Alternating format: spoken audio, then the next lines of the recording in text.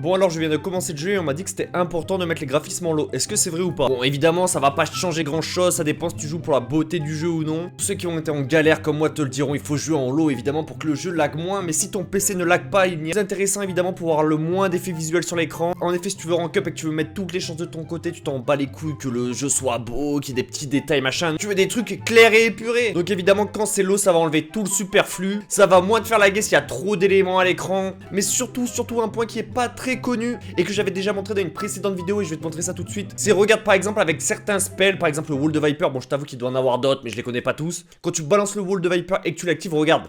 Eh bien en low, bah c'est clair, c'est épuré, c'est normal, enfin bref, c'est le wall quoi, c'est une ligne droite. Mais regarde quand tu vas balancer ton wall en ultra, regarde, il y a de la fumée partout. Ça gêne la vision, si t'es là par exemple tu vois plus rien frère. Regarde là par exemple tu vois plus rien parce que le wall est un peu en hauteur donc il va évidemment te gêner la vision. Donc non, il faut mettre le jeu en low. Du moins si tu veux mettre toutes les chances de ton côté. Apparemment avec certaines line-up ça marche pas si t'es en ultra, enfin ça je sais pas parce qu'ici on joue pas line-up. Mais voilà si tu veux mettre toutes les chances de ton côté, mets le jeu en low et hésite pas à follow.